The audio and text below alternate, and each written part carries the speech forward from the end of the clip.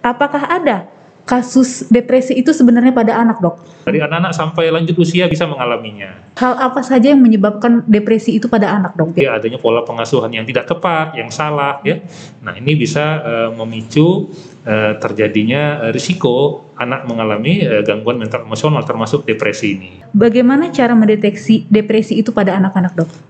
Perasaan kesedihan yang berlebihan, ya, kesulitan untuk berkonsentrasi, kesulitan untuk berpikir, belajar, ya. Terlagi dia nggak mau lagi bermain-main dengan menyendiri dia, ya, menyendiri, nggak mau lagi bermain dengan teman-teman sebayanya lah. Pada anak yang depresi ini bisa disembuhkan nggak, Dok?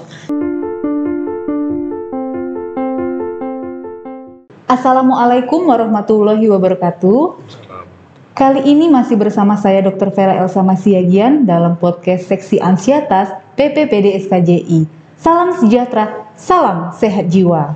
Nah, untuk teman-teman di rumah, jangan lupa untuk like, comment, and subscribe di bawah ini ya.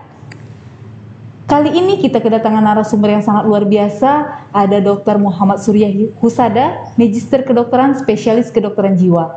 Beliau juga merupakan ketua dari PPD SKJI Cabang Sumut, sekaligus sebagai Ketua Departemen Psikiatri FK USU. Assalamualaikum, Dokter.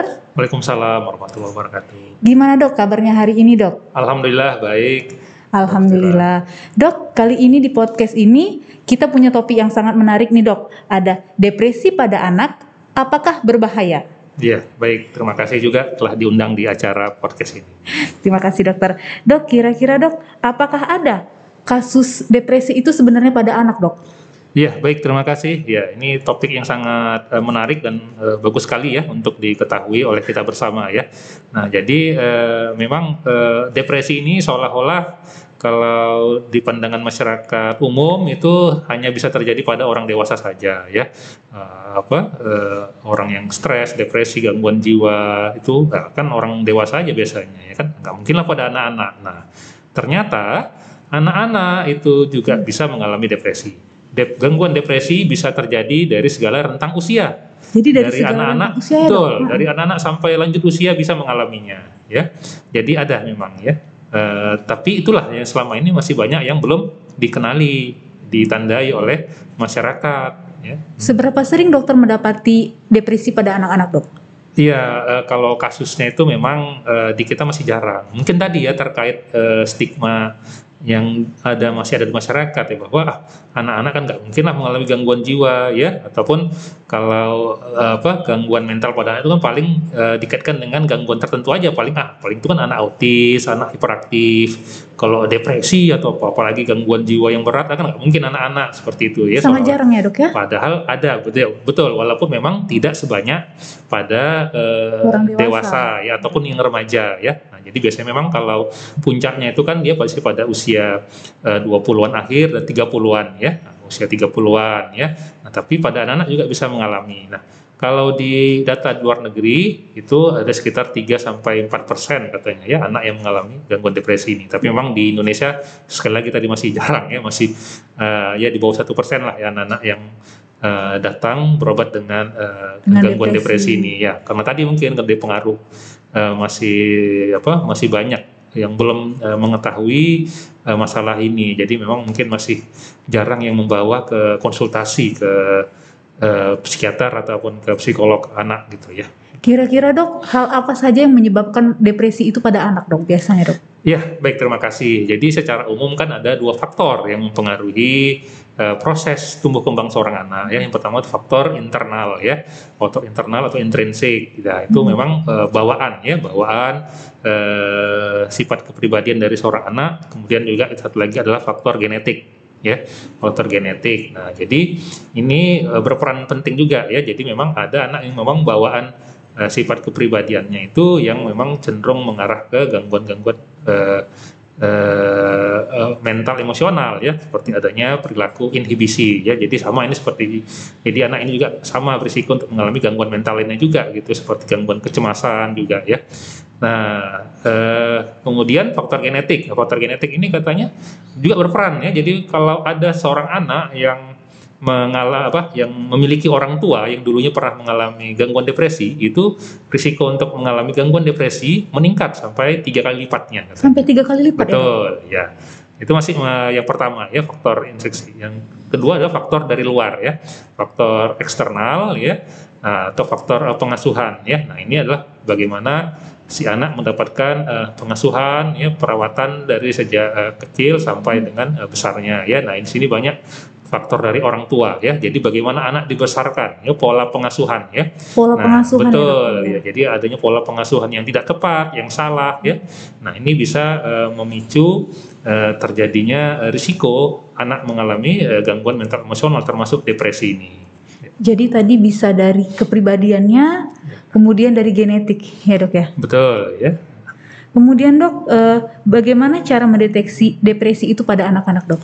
Ya, baik, terima kasih. Ya, jadi secara umum gejala-gejala depresi, gangguan depresi pada anak-anak itu mirip ya, atau hampir sama dengan gejala-gejala gangguan depresi pada orang dewasa ya. Nah, jadi seperti yang paling mudah kita kenali adalah mood yang depresif. Itu perasaan ya, mood depresif itu apa? Perasaan kesedihan ya. Perasaan kesedihan yang berlebihan ya, istilah itu yang psikopatologis ya, sudah berlebihan daripada yang normal ya.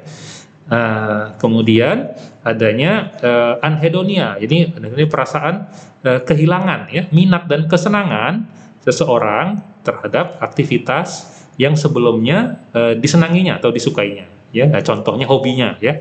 Nah, sebelumnya si anak ini misalnya hobinya apa, bermain-main misalnya ya, bermain bola misalnya ya. Nah, belakangan jadi malas dia, nggak mau lagi ya. Nah, gitu ya. Kemudian juga bisa kelelahan ya, kelelahan walaupun tidak bekerja keras atau bekerja berat sebelumnya ya, kelelahan fisik ya, perasaan mudah capek, lelah seperti itu. Kemudian juga bisa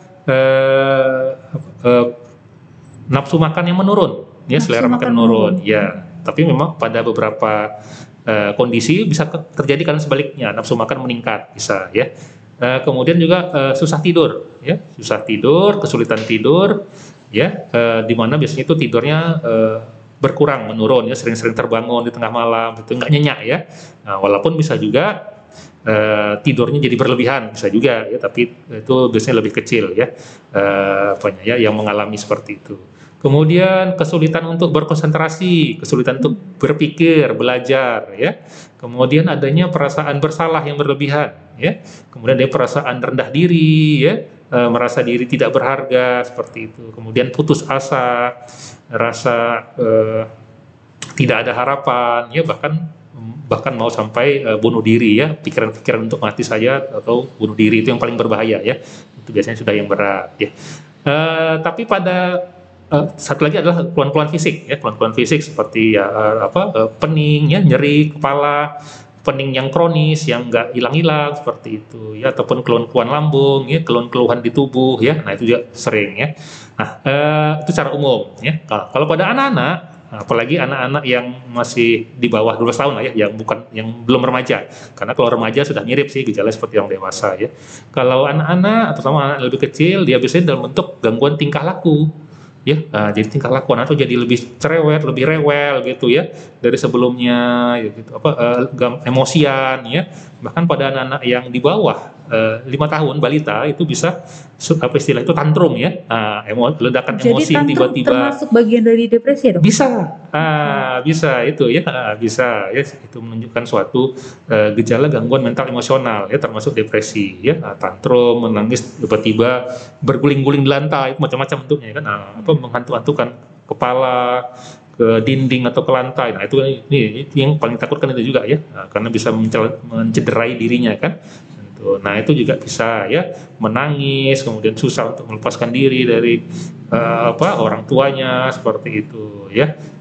Pada anak yang lebih kecil lagi, terutama anak-anak yang di bawah 3 tahun ya, ini bisa dalam bentuk gangguan dalam pemberian makan ya, proses pemberian makan, tiba-tiba sebelumnya dia mau makan banyak, lancar, tiba-tiba nggak mau makan lagi ya kan, tadi hilang selera makannya ya. GTM istilahnya lah. Iya. Gerakan tutup mulut. Jadi anak-anak kalau nggak mau makan dia tutup mulutnya. Iya, gitu, iya. Itu termasuk kalau orang ya dok? Ya, orang dewasa itu kan mungkin ada tujuannya ya maksudnya. Kalau anak-anak ya itu tadi ya kan, biasanya nggak mungkin lah ada tujuan apa ya kan anak-anak ya, karena tadi ya, memang tidak ada apanya ya, keinginan dia untuk makan, atau mungkin bentuk dari kehampaan dirinya tadi ya, rasa putus asanya ya. Nah itu tadi. Kemudian juga bisa gangguan dalam pola buang air besar atau buang air kecil ya. Nah yang tadinya sudah bisa buang air kecil sendiri, jadi nggak bisa lagi ngompol lagi seperti itu ya. Nah, atau satu lagi adalah gangguan dalam pola tidur ya. Pola tidur anaknya ini sering-sering terganggu, terbangun tengah malam ya. Mimpi buruk berulang-ulang ya, ini ya istilah itu night terror ya, seperti itu. Iya. Nah itu ya, itulah beberapa yang perbedaannya yang khas ya, apalagi pada anak-anak kita kan agak susah ya. Anak-anak kan agak susah untuk menyampaikan perasaannya, kesedihannya kepada orang lain, bercerita ya. Nah, jadi biasanya dalam bentuk tingkah laku tadi ya, perilaku tingkah laku yang tidak biasanya, yang sudah mungkin mengganggu hubungan dia dengan teman-temannya yang lain gitu ya. Nah, satu lagi dia nggak mau lagi bermain-main dengan menyendiri dia ya, menyendiri, nggak mau lagi bermain dengan teman-teman sebayanya lah. Biasanya kan anak-anak umur SD itulah ya, bisa sekolah dasar misalnya kan suka tuh diajak teman-temannya bermain seperti itu ya. Nah ini tiba-tiba anak ini sebelumnya mau suka diajak bermain, tiba-tiba nggak mau lagi gitu ya. Hanya menyendiri gitu ya, di rumahnya atau di kamarnya aja gitu ya. Yang tadinya periang, banyak ngomongnya, tiba-tiba jadi pendiam seperti itu. Nah itu tanda-tandanya kemungkinan anak ini mengalami suatu kondisi depresi ya. Jadi orang tua atau orang dewasa lain itu harus sering-sering memperhatikan kondisi anak ya, harus cepat mengenali kalau ada gejala-gejala seperti di atas tadi pada si anaknya ya. Jadi jangan dibiarkan ya, jangan dianggap wah ini biasa anak-anak seperti itu ya. Mungkin kalau sekali sehari atau 2 hari saja, sekali-sekali muncul mungkin nggak masalah. Tapi kalau sudah terus-menerus terjadi dialami pada anak ini ya, itu minimal waktunya 2 minggu ya. 2 minggu ya, dok, paling 2 minggu ya atau lebih ya, dialami terus-menerus ya atau hampir terus-menerus pada seorang anak ya, gejala-gejala seperti yang saya sebutkan tadi itu kemungkinan besar ada suatu gangguan depresi pada diri si anak tersebut, dan harus segera cepat dibawa ke psikiater ataupun ke psikolog ya. Selanjutnya nih dok, kira-kira dok ada nggak pola asuh terhadap anak yang membuat anak itu mudah menjadi depresi dok? Ya baik, terima kasih. Untuk masalah pola asuh ya, itu memang ada beberapa pola asuh yang sebaiknya dihindari ya, dilakukan oleh orang tua kepada anaknya. Yang pertama itu pola asuh di mana memakai tindakan-tindakan kekerasan ya, baik fisik maupun psikologis ataupun verbal ya, kata-kata ya kepada si anak ya, dilakukan orang tua ya. Nah kemudian pola asuh yang terlampau melindungi tapi juga mendominasi, overprotected ya. Nah, terlampau melindungi, memang melindungi bagus, tapi ini berlebihan ya. Semua itu harus tidak boleh ya, kecuali hanya yang disetujui oleh orang tuanya saja, ayah dan ibunya saja ya. Jadi pengasuhan yang overprotected atau overdominasi ya, overdominansi ya, itu juga tidak bagus ya. Si anak akan sulit untuk belajar, untuk mengambil keputusan yang penting dalam hidupnya ya. Kemudian pola pengasuhan yang sebaliknya juga nggak boleh ya, yang terlampau ekstrim, yang arah yang sebaliknya, terlampau membiarkan ya, terlampau dimanja, terlampau dibiarkan, anak bebas melakukan apa saja, kalau salah tidak dimarahi, tidak ditegur ya. Itu juga tidak bagus ya, tidak baik juga ya, apalagi tidak dipedulikan ya, dicuekin sama sekali ya, itu juga nggak bagus. Jadi itu ya, pola-pola pengasuhan yang ekstrim tadi seperti itu tidak bagus. Jadi harus yang betul-betul memang seimbang dia ya, seimbang ya, tidak terlampau keras juga tidak terlampau lembut gitu ya. Nah, gitu. Jadi tidak terlampau dimanja, tapi juga tidak terlampau tidak dipedulikan juga tidak ya. Jadi memang harus betul-betul seimbang ya pola pengasuhan itu. Jadi memang ya itu memang proses pembelajaran yang terus-menerus itu ya, kan memang menjadi seorang orang tua yang baik, yang bisa mengoptimalkan proses tumbuh kembang pada diri si anak tersebut ya. Kira-kira dok, pada anak yang depresi ini bisa disembuhkan nggak dok? Terus adakah perbedaan obat-obatan antara pasien yang dewasa dan anak-anak yang mengalami depresi dok? Ya baik, terima kasih. Jadi begitu si anak sudah diagnosis ya mengalami gangguan depresi ya oleh dokter psikiater ya, jadi biasanya akan diberikan penata-laksanaan ya. Sebetulnya pada prinsipnya sama saja ya dengan gangguan depresi pada orang dewasa ya, untuk penata-laksanaannya ya. Itu ada secara garis besar dibagi 2, yaitu yang pertama penataan secara non farmakoterapi, itu seperti psikoterapi atau terapi perilaku ya, terapi kognitif ya, terapi kognitif perilaku, tapi ada yang khas untuk anak-anak yang namanya terapi seperti terapi bermain ya. Terapi bermain, ya. Jadi bermain itu juga bisa menjadi suatu terapi ya bagi si anak ya. Jadi bukan hanya kebutuhan ya untuk si anak untuk bermain, tapi bisa menjadi suatu terapi ya dalam penanganan masalah-masalah mental emosionalnya ya. Nah, kemudian untuk obat-obatan juga sama ya. Jadi ada obat-obat farmakoterapi itu namanya obat-obat antidepresan yang bisa diberikan memang untuk mengatasi gangguan depresi ini ya. Jadi terutama untuk yang depresinya sudah yang sedang sampai berat ya. Jadi kalau yang masih ringan itu memang masih bisa hanya memakai terapi tanpa obat-obatan atau non farmakoterapi tadi. Tapi kalau sudah sedang apalagi berat itu harus sudah dengan obat-obatan ya. Tentu obat-obatnya sama ya dengan yang dewasa ya, yang beda hanya di dosisnya saja ya. Kalau anak-anak tentu dosisnya lebih kecil daripada dosis untuk orang dewasa ya, nanti disesuaikan dengan berat badannya ya, seperti itu ya. Jadi seperti itu ya untuk terapinya, dan membutuhkan waktu biasanya beberapa bulan ya, itu sampai betul-betul bisa pulih dan sembuh dan pulih kembali ya. Jadi memang harus butuh kesabaran dan dukungan yang penuh dari kedua orang tua dan keluarganya untuk bisa si anak ini kembali pulih seperti sedia kala. Ya. Jadi keluarga yang mengalami orang tua dan anak yang depresi nggak bisa makan sembarangan ya dok ya, walaupun obatnya sama. Iya betul. Berbeda tadi ya dok. Iya betul berbeda dosisnya. Ya. Tentu harus ada penilaian lagi nanti dari dokter psikiaternya ya. Dan untuk pertanyaan penutup nih dok, kira-kira dok untuk keluarga yang memiliki anak dengan depresi, kita sebagai orang tua itu harus melakukan hal apa dok untuk menanganinya dok? Ya, jadi kembali lagi yang penting awalnya itu adalah mengenali ya, dan deteksi sedini mungkin. Ya, mengenali. Jadi adanya perubahan perilaku pada diri si anak ini ya, dari perubahan perilaku dari keseharian ke sehari-hari si anak ini ya, apakah ada yang berbeda ya, dari biasanya, yang nggak kayak biasanya gitu, yang aneh gitu ya, yang biasanya nggak dilakukan oleh anak tapi kok sekarang dilakukannya ya, apalagi itu sudah dilakukan terus menerus ya, selama beberapa hari itu terus menerus ya.